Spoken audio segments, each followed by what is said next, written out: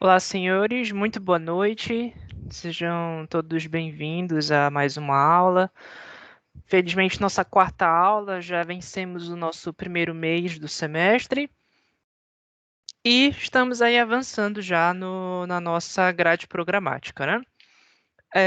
Hoje nós iniciamos a segunda unidade da nossa apostila, né? Lembrando que a nossa apostila, salvo o melhor juízo, é dividida em 3 ou 4 unidades, eu vou só confirmar isso para não falar bobagem. São 4 unidades. Então, nós já vencemos a primeira unidade, né, com as nossas 2 últimas aulas. E agora a gente vai para a segunda unidade com o capítulo 3, certo? Orientações básicas de sempre, não temos ainda previsão com relação ao retorno das nossas aulas presenciais. Pelo contrário, né, acho que a mídia tem sido muito enfática com relação ao aumento de casos, né, do coronavírus, especialmente quando a gente fala dessas novas variantes, né, do vírus. E isso tem preocupado alguns outros estados, especialmente os estados do Sul. E, por uma opinião muito própria, eu acredito que não deve demorar muito, espero estar errado, mas não deve demorar muito até que, se caso a gente não se cuide também por aqui, isso também não chegue pelas terras amapaenses também. Então, se nós tínhamos aí alguma esperança de retorno breve, né, de retorno célere dessas aulas presenciais, ela é quase nula, né, quase inexistente, tá? É... Ai, aquela promessa dos vídeos irem para o meu canal no YouTube ainda está de pé, tá, gente? É porque realmente eu tive muitos contratempos nesse mês de fevereiro. Inclusive, eu estou me recuperando daquilo que eu acho que é uma virose, né? Semana passada eu dei aula para vocês na segunda, terça, quarta e quinta-feira eu não dei aula, até por motivos pessoais também, eu não estava em condições psicológicas de dar aula. E agora, sexta-feira, quando inicia o final de semana, eu já comecei a sentir os sintomas, né? Daquilo que eu acredito que foi uma virose muito forte. E eu ainda estou um pouco convalescente, né? Estou me recuperando ainda, já não apresento mais os sintomas, mas ainda estou um pouquinho fraco. Então, hoje a aula vai ser um pouquinho mais curta, tá? A gente não vai se prolongar tanto na aula de hoje, mas é um capítulo que por si só já é grande, então, naturalmente, eu já o dividiria em 2 aulas. Então, hoje a gente vai ter uma aula um pouco mais curta, e na próxima segunda-feira, deixa eu ver, acho que não é feriado a próxima segunda, não é feriado, 8 de março. Vai ser o Dia Internacional da Mulher, inclusive, né? Mas eu não sei se a faculdade vai feriar ou facultar, né? Para que nós não tenhamos aulas. Provavelmente a gente vai ter aula normal na próxima segunda-feira, né? Vamos aguardar aí orientações da faculdade. Então, nossa próxima aula, não vou dizer que é a próxima segunda-feira, né? Eu peço até perdão a vocês, porque realmente eu não me recordo se Dia da Mulher é feriado. Vou aproveitar que eu estou aqui no meu computador e fazer essa pesquisa, né? Deixa eu ter essa certeza aqui, que aí a gente também não fala bobagem, né? É um feriado nacional, então provavelmente na próxima segunda-feira nós não teremos aula, certo? Então, enfim, na nossa próxima segunda-feira, nossa próxima aula, né, quando tivermos em dia útil, a gente vai fazer a continuação aqui desse capítulo, tá? Então a gente vai começar hoje com um pouquinho menos e na nossa próxima aula a gente já toma uma aula um pouco mais longa, possivelmente, para abranger todo esse terceiro capítulo e a gente não ficar tão prejudicado. Não que houvesse prejuízo de qualquer forma, mas para a gente não tomar muito tempo e acabar trazendo uma aula conforme aquilo que eu havia planejado. Tá bom? Ah, bom, deixa eu voltar aqui para onde eu estava. Hoje, nesse terceiro capítulo, a gente fala sobre decisões de financiamento em curto prazo, né? Após aí algumas demonstrações financeiras, certamente durante todo o curso de vocês, vocês já devem ter visualizado demonstrações financeiras, né? Principalmente naquela disciplina, né? Análise das demonstrações contábeis. Vocês vão acabar percebendo que alguns conceitos, algumas coisas aí que vocês viram em análise das demonstrações contábeis são coisas muito presentes aqui na administração financeira, né? Nessa disciplina. Então, volta e meia eu vou acabar trazendo a lembrança de vocês, trazendo a memória de vocês, algumas coisas que vocês aprenderam lá naquela disciplina, certo? Então, se que não foi, vocês não estudaram ela há muito tempo, né? Eu acho que vocês devem estar no 4º ou no 5º semestre, e essa disciplina é uma disciplina de 3º semestre, então não vai haver tanto problema, vocês vão ter prejuízo com relação a isso, tá? Então, não é algo que está muito distante da memória de vocês, do ponto de vista acadêmico, mas é bom relembrar alguns conceitos, algumas coisinhas, até porque eu também já lecionei essa disciplina. Então, quando a gente observa algumas demonstrações financeiras, isso mostra para a gente, elas mostram para a gente que, por vezes, as empresas, de modo geral, entram num cenário de dificuldade financeira quase sempre por 2 motivos que são muito básicos, né? O primeiro deles é a má formação do capital social inicial da empresa, ou a busca de empréstimos bancários para justamente sanar essa má formação.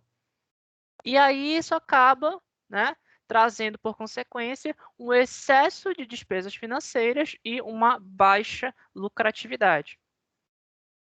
Como é que a gente passa a entender isso? Então, quando uma empresa inicia as suas atividades, no balanço patrimonial dela existe a entrada de 2 tipos de investimentos, certo? Então, um deles vai cobrir o investimento fixo devido à aquisição de máquinas, equipamentos e os outros itens que vão compor esse ativo imobilizado, certo? A gente falou um pouquinho sobre isso na aula anterior.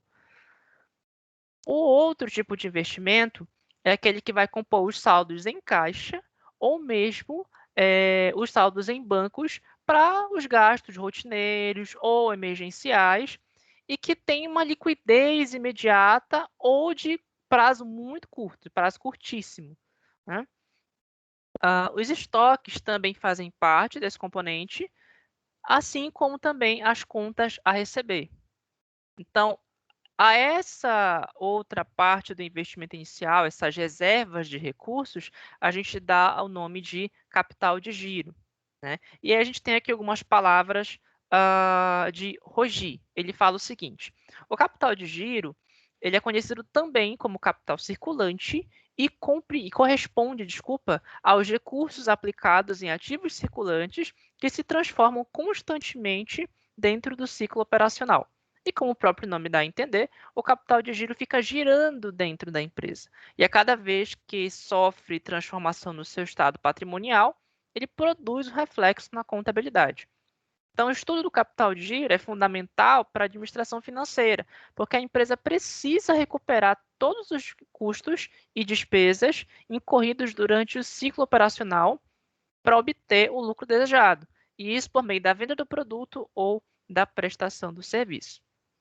Então, lembra que nós falamos aqui há pouco, né?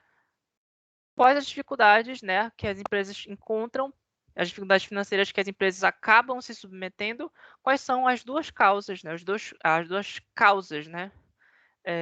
Eu esqueci a palavra que se dá para isso agora, né? Mas, enfim. Fato causador, lembrei agora. Então, quais são os 2 fatos causadores que nós vimos aqui no começo da apostila, né? A má formação do capital social inicial e a busca de empréstimos bancários para sanar essa má formação. Então, vamos analisar ponto a ponto cada um desses 2. Né? Então, olhemos aqui.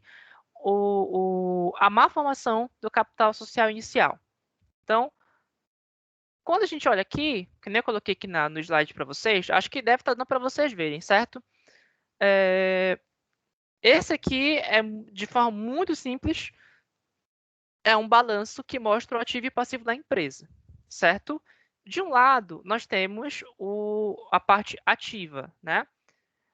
Temos a disponibilidade de R$ 1.000 e o ativo imobilizado de R$ 2.000.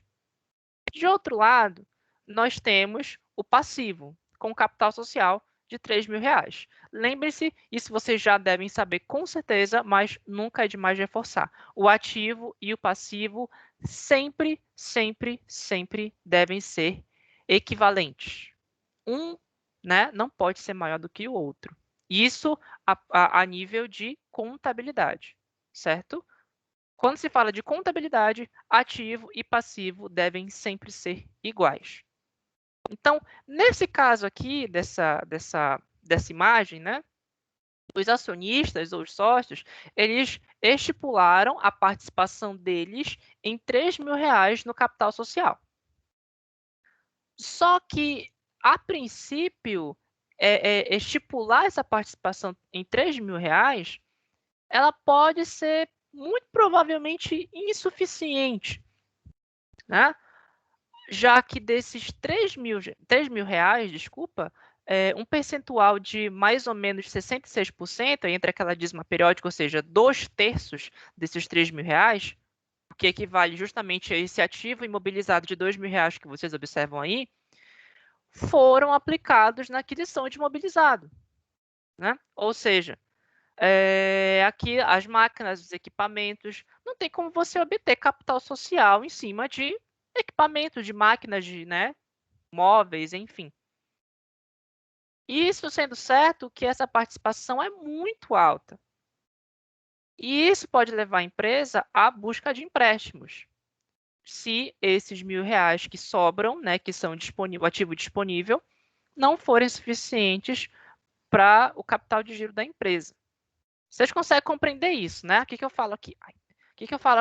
Eu tenho um ativo disponível de R$ 1.000, um ativo mobilizado de R$ 2.000 e um capital social de R$ 3.000. Nesse momento, os acionistas entenderam que eles poderiam, por ter um ativo total de R$ 3.000, colocar um capital social de R$ 3.000. Entretanto, os acionistas, no momento dessa definição de capital social, não vislumbraram que desse ativo, da parte toda desse ativo, 2/3 é de ativo imobilizado. Ou seja, não é uma pecúnia, não é um valor como um capital de giro, não é um valor com liquidez que eles podem obter financeiramente falando. O próprio nome já sugere isso, imobilizado. Ou seja, é o maquinário, os recursos, os equipamentos, né? Então, por isso, esse capital social, esse passivo, ele acaba comprometendo o ativo total da empresa, né? Já que os acionistas querem R$ 3.000 de capital, sendo que R$ 2.000, ou seja, 2/3 do que eles querem de capital social, é ativo imobilizado. Não tem como suprir essa demanda de capital social. Então, por isso é que o que geralmente acontece, as empresas vão aos bancos solicitar empréstimo. Isso porque, na maioria das vezes, né, na grande, quase total, né, na maioria das vezes, ou em quase todas as vezes, né, esses R$ 1.000 que sobram, ou seja, essa terça parte que sobra, ela não é suficiente para cobrir o giro da empresa. Então, o que acontece quando o passivo é maior do que o ativo? A empresa começa a entrar em dívida.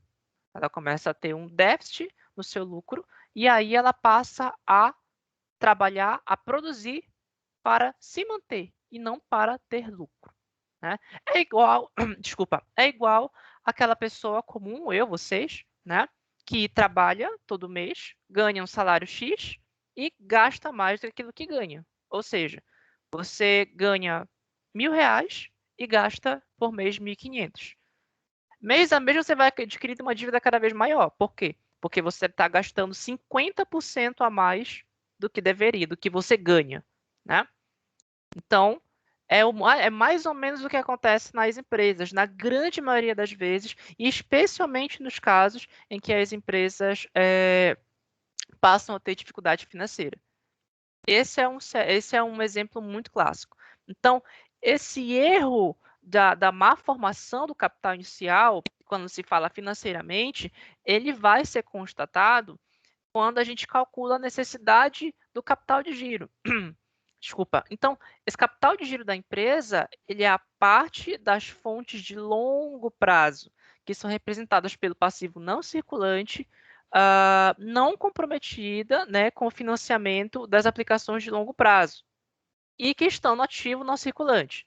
Então, de outra forma, a gente tem um cálculo aqui que eu não coloquei para vocês, mas depois vocês podem visualizar melhor na apostila, que diz o seguinte: o capital de giro ele é igual ao passivo não circulante menos o ativo não circulante.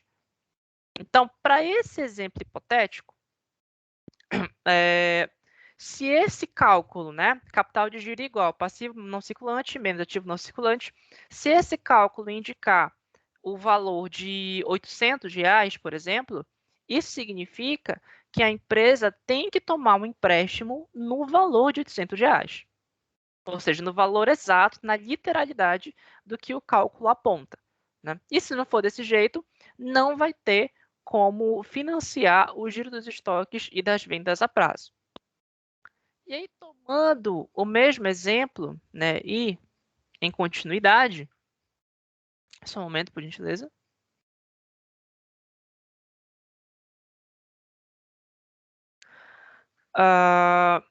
Então, vamos imaginar aqui, né, que a empresa toma R$ 800 como empréstimo bancário para satisfazer esse giro.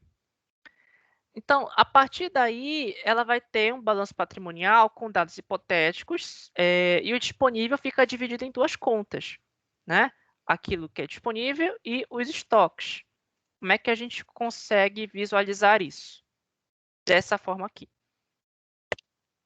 Então, percebam que aqui nós temos o ativo disponível, que são os R$ 400, as duplicatas a receber, que é o valor de 800, estoques no valor de R$ 600 e o imobilizado, que continua na faixa dos R$ 2.000, certo?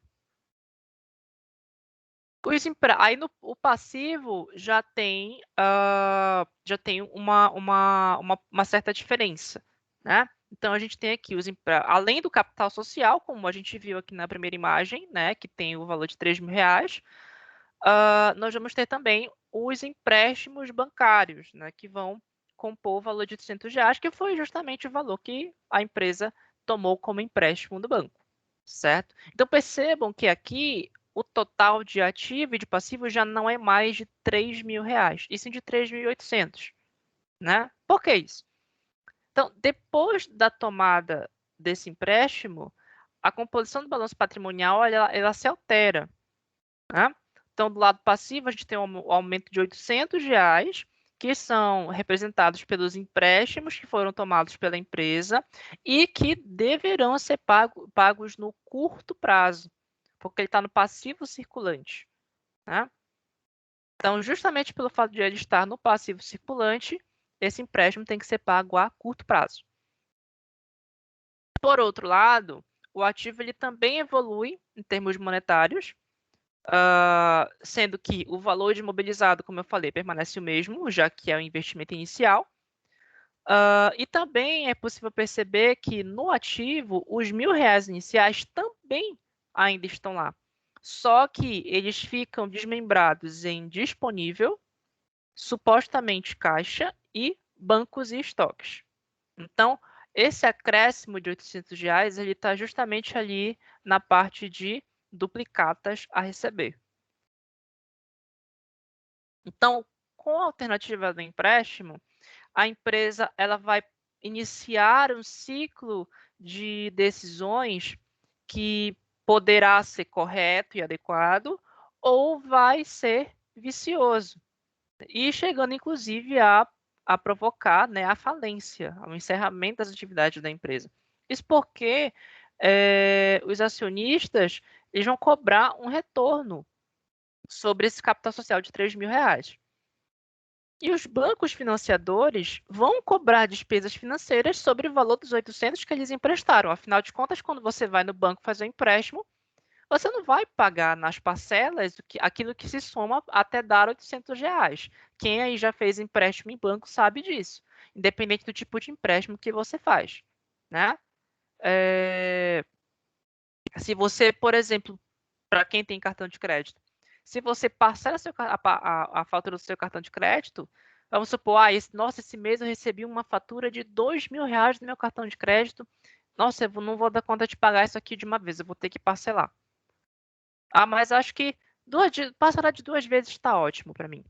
Então, 2 vezes de R$ 1.000. Não, não é isso que vai acontecer. Porque o banco, por não ter imediatamente, ou melhor dizendo, a curto prazo, aquele dinheiro que ele te concedeu, né? Já que já que você vai devolver esse dinheiro a longo prazo para o banco vai, é claro, aplicar as taxas em cima do valor que você está, entre aspas, emprestando. No caso do cartão de crédito, no valor que você está pagando, devolvendo para o banco, né? Cartão de crédito nada mais é do que o valor que o banco te confia, né, como limite financeiro para você gastar, mesmo você não tendo esse dinheiro, porque esse limite não é dinheiro que você tem, né? Se você tem um cartão de crédito, tá? Tem um cartão de crédito de R$ 5.000 de limite. Não são 5.000, não são, desculpa, R$ 5.000 que são seus. É o limite que o banco te dá para você gastar como você quiser e no próximo mês você tem que devolver tudo aquilo que você gastou. Não é um dinheiro seu. Diferentemente, por exemplo, de uma conta com função débito, que você recebe seu salário, eu recebi meu salário de R$ 5.000 por mês. É um dinheiro seu, que você gasta como você quiser, e se acabar, acabou, e no próximo mês você não precisa devolver nada para ninguém. Exatamente, João Vitor. É igual quando você compra um veículo financiado. Para quem aqui tem carro, já comprou carro, enfim, uma moto, sabe que a experiência é bem parecida, né? Você vai ver o preço de um valor, desculpa. Você vai ver o valor de um carro à vista, é um valor X. Às vezes pensa assim, pô, mas apesar do carro ser barato, eu não tenho todo esse dinheiro, eu vou financiar. Vamos supor, eu vou dar R$ 15.000 de entrada e vou parcelar o restante, né? E aí, o que acontece? O valor que você vai pagar no final já não vai mais ser o valor do carro. E dependendo da situação, você vai pagar 2 carros para ter um. Falo isso por experiência própria. O carro que eu tenho hoje foi R$ 5.000 de entrada. Um carro que no valor à vista era 34.900. Eu dei R$ 5.000 de entrada e o valor do carro foi para R$ 50.900. Eu quase paguei 2 carros para ter um. Então, isso por causa das parcelas, né? Então, eu financiei, parcelei em 5 anos e, né, né, paguei o valor de 2 carros para ter um. Então, o financiamento, quando você tem, de alguma forma, uma confiança de crédito, é isso que acontece, porque o banco ele vai te confiar o dinheiro, né? Então, se, por exemplo, você precisa de, sei lá, R$ 5.000 porque você quer, sei lá, reformar a sua casa, você quer comprar alguma coisa, né? Dar entrada num carro, numa moto, enfim, né? Você pode até ter o dinheiro, o banco vai dizer assim, não, ele vai olhar seu cadastro, vai olhar teu CPF, vai olhar ali todas as tuas, vai fazer uma análise de crédito, né? E o que que o banco vai dizer? Essa pessoa aqui, ela não vai oferecer risco, ela tem uma potencial chance de devolver esses R$ 5.000 que eu estou emprestando para ela. Só que esse dinheiro não vai voltar agora para minha mão. E capitalismo, as coisas funcionam desse jeito.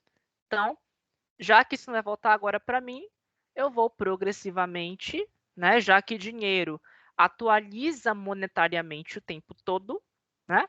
Então, eu vou aplicar aqui uma taxa de juros para que essas parcelas, quando se findarem, quando essa pessoa pagar essa última parcela, o meu dinheiro, o dinheiro que os R$ 5.000 que eu emprestei para essa pessoa, esses R$ 5.000 não estejam monetariamente desatualizados, né? Então, por isso que se fala em atualização monetária, justamente para isso, porque o dinheiro, ele, com o passar do tempo, ele incorpora valor, né? É igual quando você vai comprar numa loja e não paga, né? Ou quando você tem uma fatura, sei lá, luz, água, internet, telefone, um crediário numa loja aí, TV a cabo, enfim, né? Você deixa de pagar uma parcela, a parcela vence. E quando ela vence, os juros começam a contar. Juros diários, juros ao mês, e quanto mais tempo passa, maior aquela parcela vai ficando. Por quê? Porque a empresa está precisando do dinheiro porque ela te prestou o serviço, ou ela te entregou o bem. Então, quanto mais o tempo passa, maior a parcela fica. Ela precisa daquele dinheiro porque ela teve gastos, ela teve despesas para te fornecer aquilo que você comprou e deveria ter pagado. Então, a ideia do crédito no mercado é sempre essa, né? Sempre que você tem ali por uma instituição financeira, por alguma empresa, um serviço, um bem, um crédito confiado, você nunca vai pagar exatamente aquilo que você está pegando. Você sempre vai pagar um valor a mais, certo? Então, quando a gente olha essas duas coisas, quando a gente contrasta essas duas coisas, né? A questão da cobrança do acionista sobre esse capital social dos R$ 3.000, né? E os bancos que vão cobrar as taxas de juros em cima desse empréstimo de 800, né? O gestor da empresa ele vai ter duas obrigações ao mesmo tempo. Por um lado, ele vai ter que atender os acionistas e, por outro lado, ele vai ter que atender os bancos. Então, se os concorrentes não têm essa obrigação, né, de atender acionista e atender banco ao mesmo tempo, ele vai trabalhar com preço muito menor.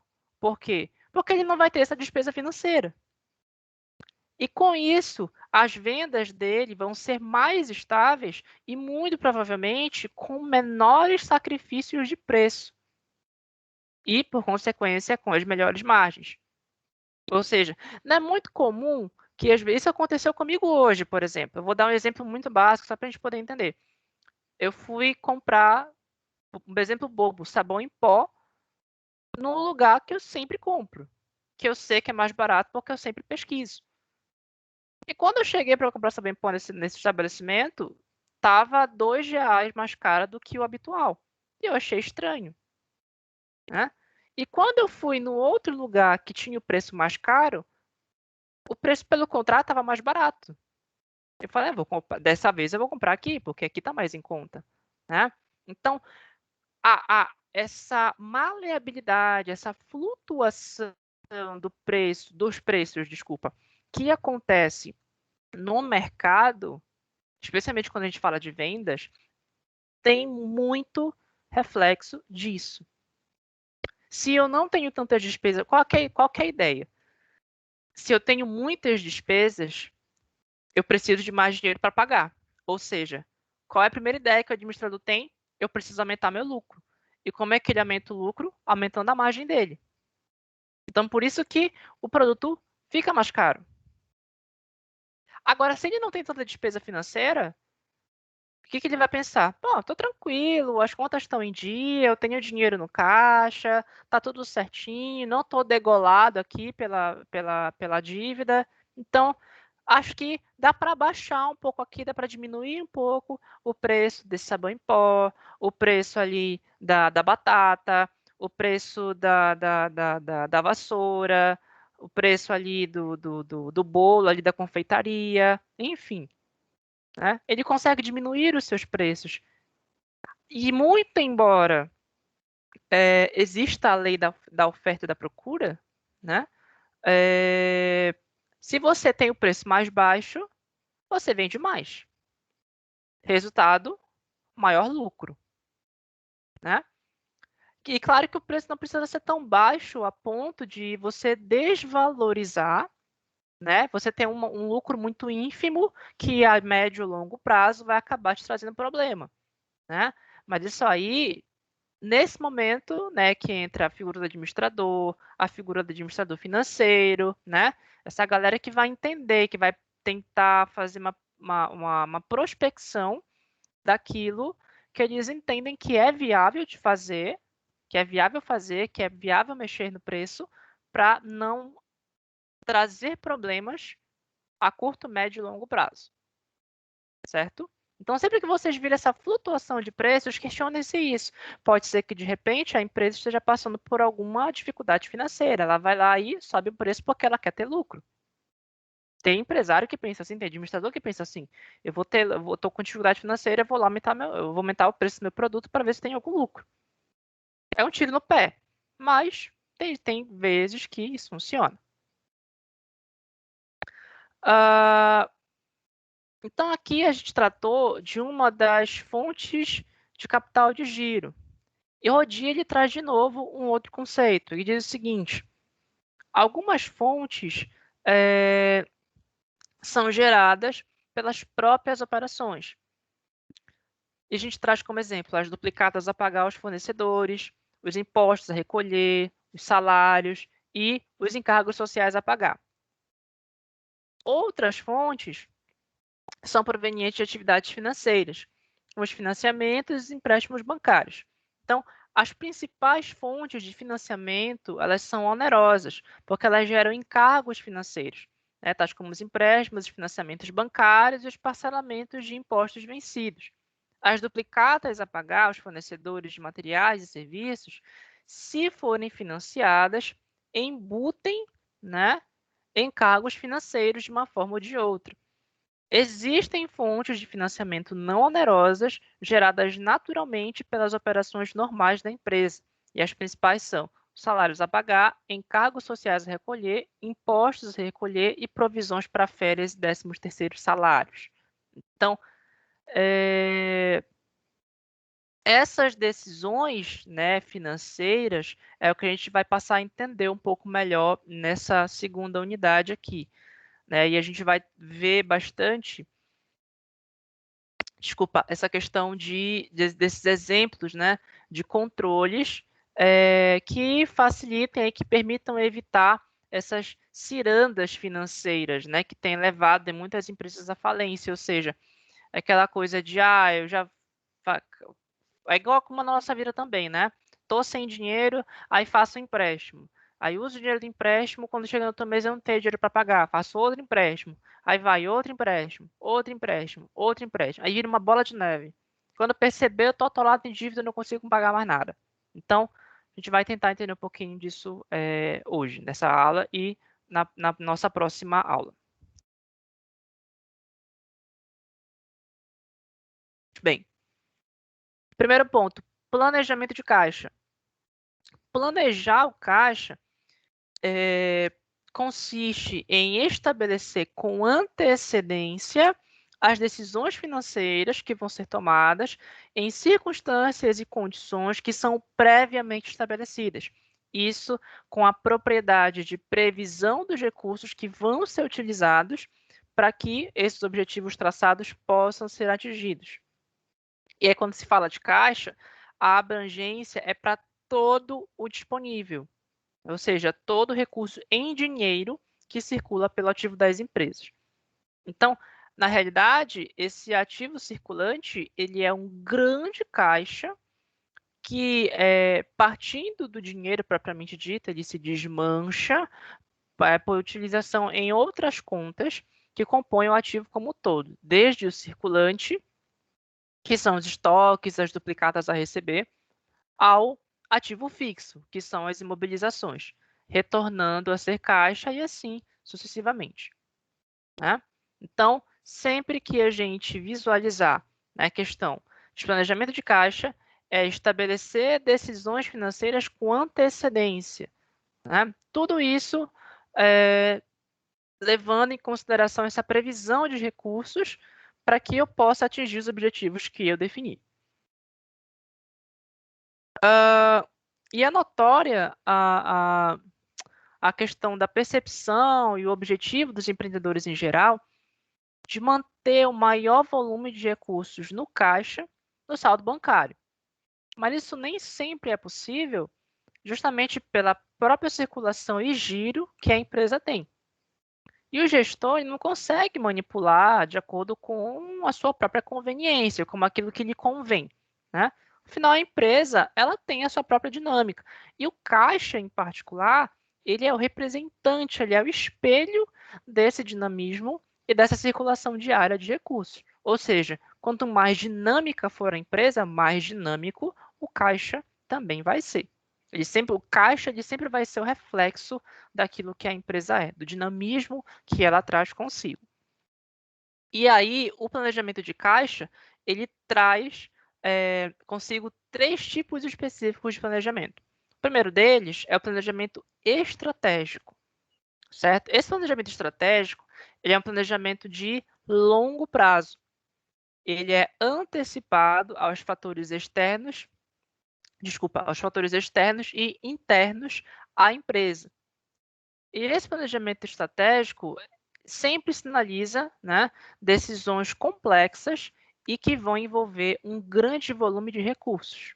Ou seja, quando eu olho para planejamento estratégico, primeiras coisas que eu preciso pensar: decisões a longo prazo, complexas, que envolvem muito recurso.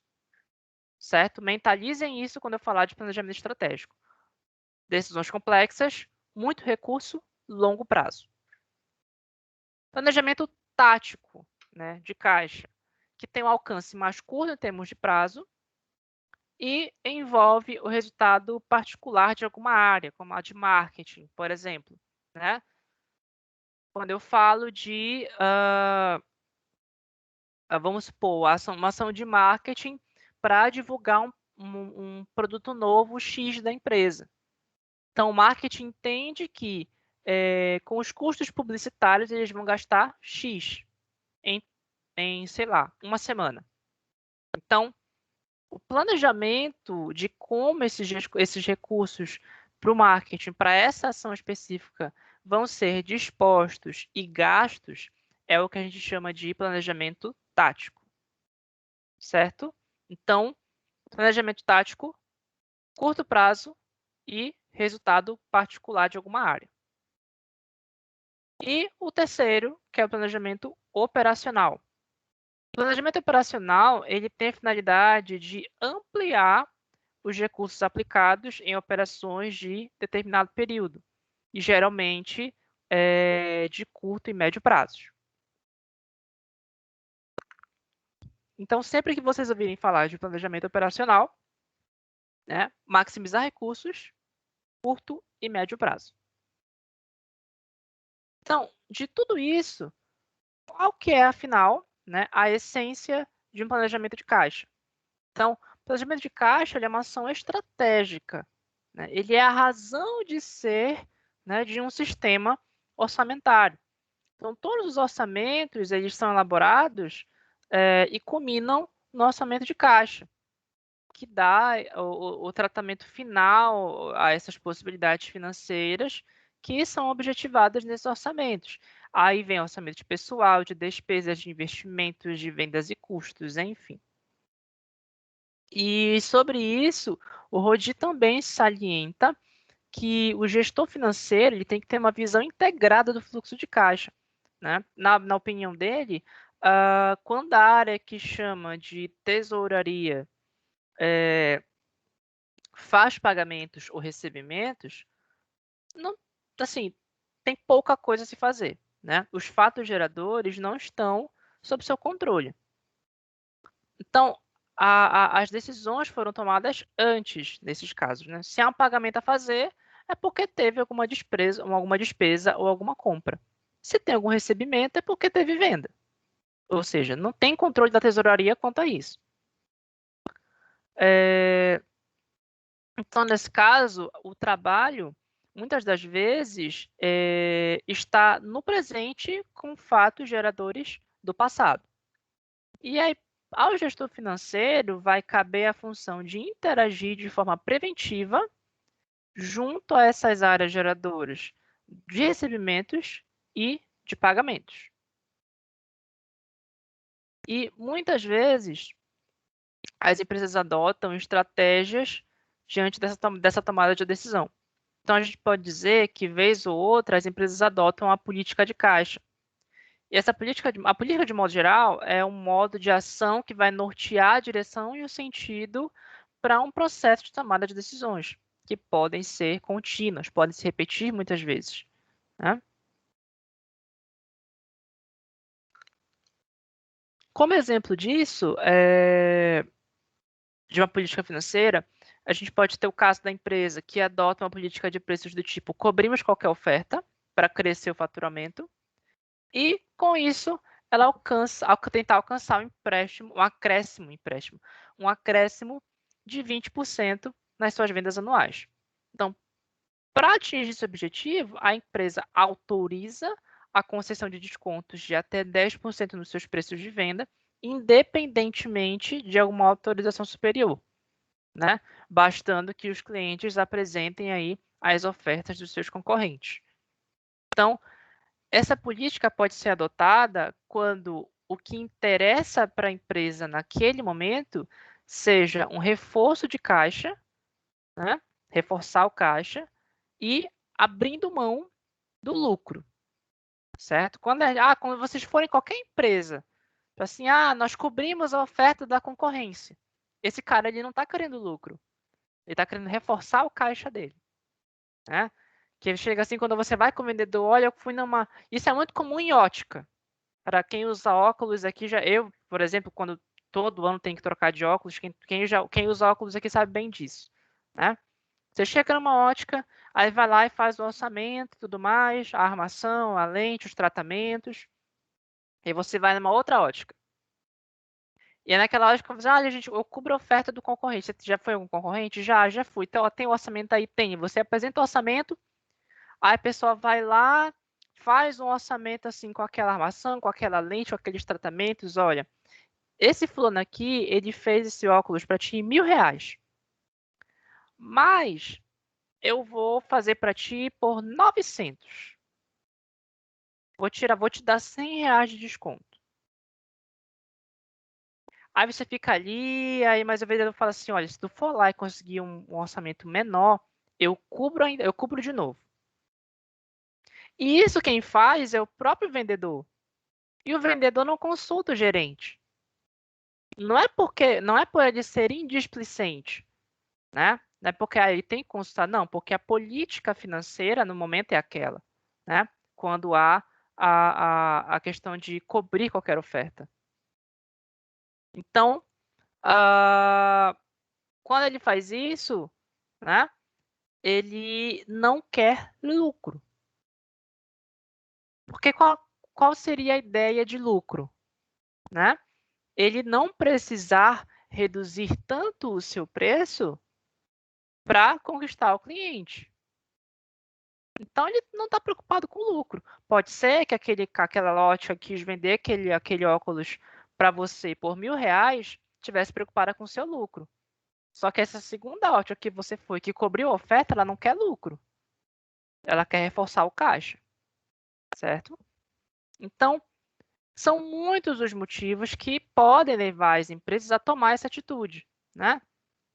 Pode ser a possibilidade de entrada de um produto substituto àquele, ou entrada de um concorrente novo, né? Tá com estoque muito alto de produtos acabados e por aí vai. As possibilidades podem ser muitas, né? Então, sempre que vocês virem, cobrimos qualquer oferta, a pessoa não está olhando lá. Você pensa assim, nossa, o cara está vendendo muito aqui com esse negócio de cobrir qualquer oferta, ele está lucrando. Ele não está lucrando, ele está reforçando o caixa.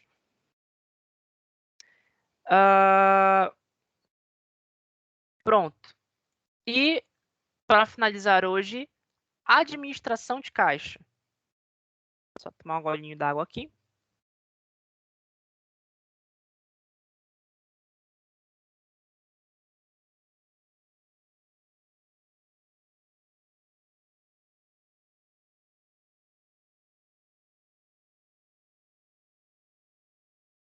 Pronto. Administração de caixa é o aspecto mais prático e que envolve os saldos bancários de livre movimentação e as aplicações financeiras de resgate ou liquidez mais ou menos imediatas. Então, o nível de saldos médios ou reserva de segurança, ele tem que ser objetivado por aquilo que nós denominamos de fluxo diário de caixa. As empresas têm que ter uma previsão do seu dia a dia, né? Dos valores que ela provavelmente vai depositar nos bancos nos diversos dias e dos valores que, com certeza, têm que ser pagos naquelas datas, né? para quem aí trabalha próximo à administração de empresa, né, trabalha numa empresa e próximo da administração, sabe muito bem como é isso, esse fluxo diário, né? Que, ó, dia 5 eu tenho que pagar a energia, tenho que pagar a água, dia 10 eu tenho que pagar a internet, dia 15 eu tenho que pagar o telefone, né, o telefone fixo e os celulares corporativos. No dia 20 eu tenho que pagar um fornecedor, no dia 25 eu pago outro. Ou seja, eu estou criando um fluxo diário, né, talvez até mensal, eu diria, mas eu sei que quando chegar dia 5, opa, eu tenho que tirar o valor, né? Eu vou receber, vamos supor, esse cliente aqui vai me pagar R$ 1.000, né? Uma parcela do cliente de R$ 1.000, ótimo. Mas eu sei que eu vou ter que tirar R$ 300 para pagar a energia e mais R$ 100 para pagar água. Ou seja, naquele dia, o meu fluxo diário vai conter pelo menos, porque pode ter outras coisas, né? Pelo menos, né? R$ 1.000 de entrada e pelo menos R$ 400 de saída, né? E isso, claro, com outras coisas, né? Porque de repente pode ter um pagamento de uma outra parcela, uma venda à vista, pode ter, sei lá, hoje é aniversário do fulano aqui, funcionário, bora comprar um bolinho, salgado, refrigerante, né? Quando a empresa faz isso, que não é toda empresa que faz isso, né? E tira ali o dinheiro do caixa mesmo, é por conta da empresa. Vai lá, compra um bolo, um centro salgadinho, refrigerantes, bora cantar parabéns aqui para esse funcionário, para esse colega nosso aqui. É uma saída. E isso tem que estar no fluxo diário. Ou seja, o fluxo diário, ele, além de ser aquilo que você tem que ter certeza que vai sair, né? Ele também ele se figura como uma previsão, né? Então, o maior aspecto que o fluxo de caixa diário vai trazer é o aspecto de previsão. Então, esse fluxo diário, ele é o que norteia o nível de saldo médio, que, se constituírem sobras financeiras, né, ou seja, se isso configurar, se isso trouxer sobras financeiras, elas têm que ser aplicadas no mercado financeiro. Isso, claro, né, observadas as condições de liquidez, segurança, risco, rentabilidade a qualquer aplicação financeira. Você aplicar o recurso que sobra, né? E é muito importante dizer que o saldo bancário excessivo não significa necessariamente a existência de lucro. O lucro ele pode sim se transformar num saldo bancário, bastando que se tenha uma política de remuneração do acionista ou do cotista definida para essa transformação. Mas o lucro ele também pode estar em qualquer conta do ativo, né, nos estoques ou até mesmo no financiamento do total de contas a receber, por exemplo. E não necessariamente à disposição para que se paguem contas, para que se adquira bens para circulação ou não. E há outros motivos para que se tenha uma maior ou, por vezes, um menor saldo médio bancário, né? Ou, como também é conhecido, uma reserva de segurança. Entre esses motivos mais comuns, se situam aí uma especulação de preços junto a fornecedores e aquisição de algum item imobilizado que esteja em promoção por tempo limitado nos fornecedores ou em razão direta de alguma condição específica da parte dos proprietários de um terreno para investimento em ampliação futura, por exemplo, né? Então, você pode pensar em N possibilidades para isso, né? E uma das finalidades da gestão do caixa é manter um saldo mínimo de recursos que possa ser utilizado imediatamente, em função da incerteza que é associada aos fluxos de recebimentos e pagamentos. Porque se acaso os recebimentos previstos não se concretizem conforme a previsão, a empresa pode ter problemas de inadimplência temporária. Então, é por isso que a reserva de segurança, né, é muito importante. Essa reserva de segurança que também pode ser chamada de saldo médio. Então, se você não tem um saldo médio, se acaso acontecer de você não ter concretizados, né, essas entradas e saídas, concretizadas, essas entradas e saídas conforme você previu, se você não tivesse essa reserva de segurança, possivelmente você pode, né, ter algum tipo de problema, tá? Bem, gente, por hoje a gente vai parar por aqui, uma aula um pouquinho mais curta, né? Quase de um encontro só.